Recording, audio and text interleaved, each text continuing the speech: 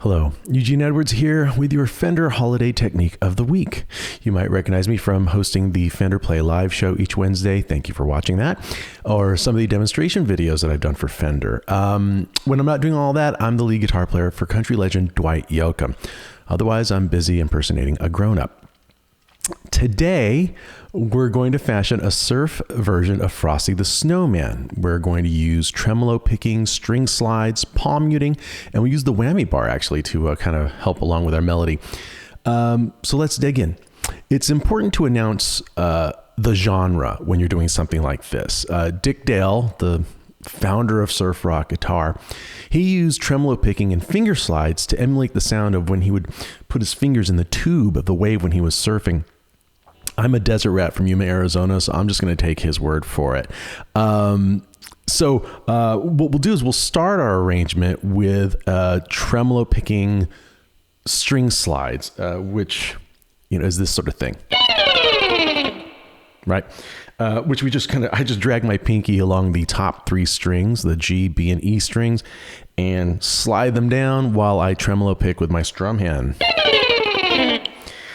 After the trem picked string slides, I'll play F, E flat, and D, those three chords. This is also establishing a traditional surf harmony that's heard in countless surf songs. So the intro and the D chord will help set up our tonic center of G. We're playing Frosty the Snowman in the key of G here. And that's where we'll start our melody. But here's that intro that I'm going to attempt here.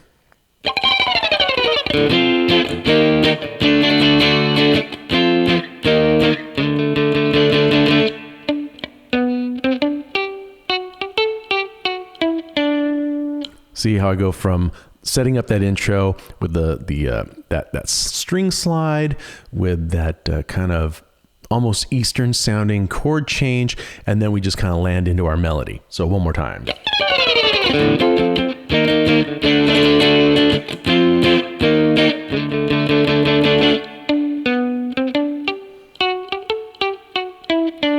We're palm muting the melody.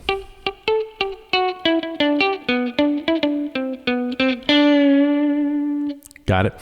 So palm muting. The reason we're doing that is that a classic surf rock guitar sound usually involves a very clean amp sound with lots of reverb.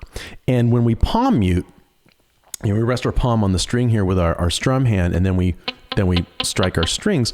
What we're doing is we're making the note much more percussive than if we just let it ring out. And percussive things end up tripping off reverb and delay, those sorts of effects. So we're kind of, helping the effect kind of be amplified in a way. And it's pretty cool when you can play the whole melody like that, and then on your sort of your goal note or the end of the phrase, let that last note ring out, and then that's when we kind of use the whammy bar to kind of give it a bit of a wobble. So that's the idea for the verse. Side note, Frosty the Snowman was a hit for Gene Autry, the singing cowboy, in 1950. He'd had a hit the previous year with Rudolph, and I think you can hear a similarity, especially when we get to the bridge. All right, back over here. So again, to put together that intro with a verse, it's going to sound like this.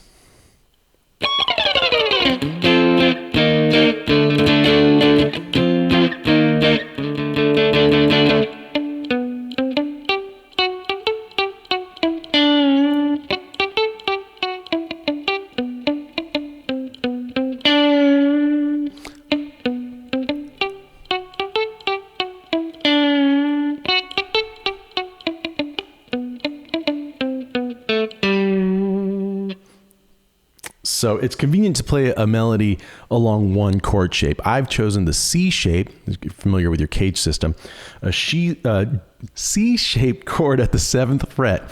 And as you notice, I don't have to move back and forth a whole lot. I found you could also play it the F half bar at the 3rd fret.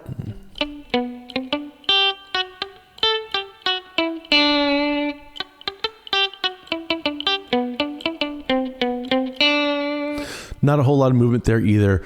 I just chose it here because I just think it kind of has a fuller sound. Also, Stratocaster, Jaguar, Jazzmasters, these are usually the guitars of choice for the surf rock genre. And I'm in the middle pickup position. It just has that nice round, slightly twangy, but not too twangy, full tone. That's a little tone tip there.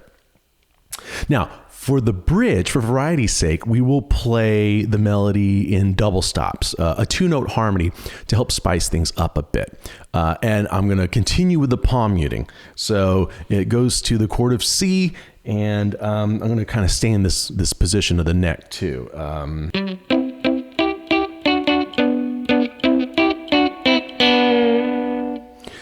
That's the first phrase, right? And I'm just playing double stop harmonies for the most part. And noticing I'm usually holding a chord shape, this bar 1 C chord at the 8th fret, or the E shape, if you will. And then the next change is a B minor, which is kind of the E minor shape at the 7th fret, but I'm just playing portions of it. And then I just find a nice harmony. Now it goes to the 2 major chord, and I'm sorry, it goes to the 5 chord, I'm sorry, D. And when I do that, this is where I'm going to use my whammy bar to kind of help play the melody a bit. So I'm going to work up to that from the beginning of our bridge.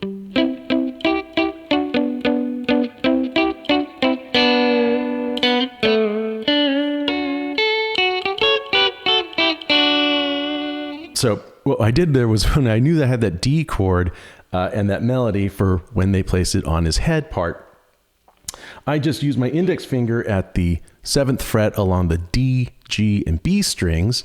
And then I had my whammy bar. I just used my pinky because I have the bar set relatively tight. So it doesn't take a lot of effort.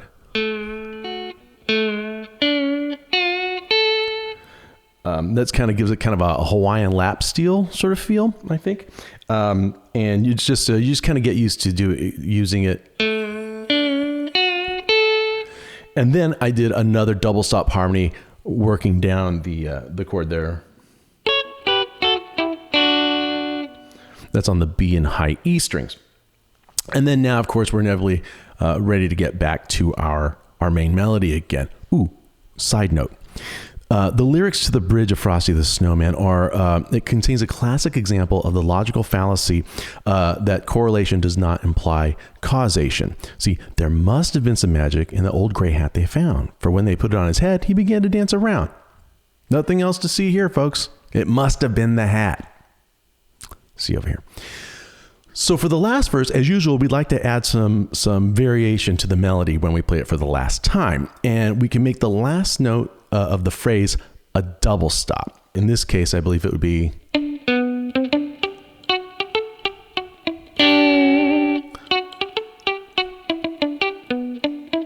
Now we're working up to the very final part of the melody. Oh, by the way, that double stop was just 7th fret G string with my index finger, and the 8th fret B string with my middle finger. So I'm just playing this, which is really part of the D-shaped G chord at the 7th fret, but I just concentrated on the G and B string. We're coming up to the very final part of the melody, and I'd like to add a twist. As we approach that last note of G, I've normally been playing that on the 8th fret of the B string. This time I'm going to play it on the 3rd fret of the high E string as part of an E flat chord, which we heard at the very top, but I'm going to use a different shape. This is a C shape at the 3rd position. There's the note. After that, I'm going to move this whole chord shape up 2 frets to play an F, which again we heard at the top, and then I'm going to move it up 2 frets to play our tonic chord, our root chord of G. And I'll do that twice. So it's kind of a reverse of the 3 chords that we use as an intro.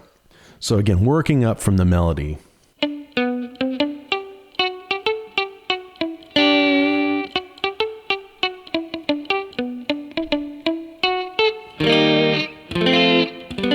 Use that whammy bar again.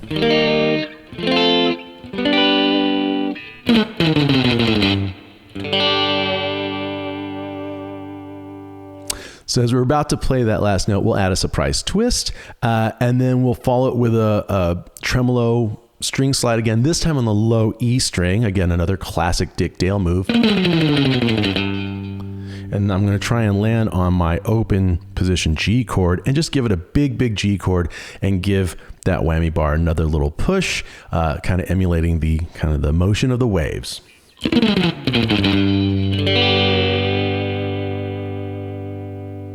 I may be out of tune, but I think you get the idea. So those are a handful of techniques that you can use to take any melody to the beach. Try them on other holiday tunes if you'd like.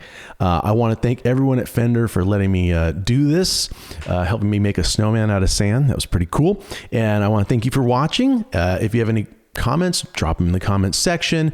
And please come back for more techniques of the week. And please, everybody, have a great holiday. All right, here we go. Back to the beach.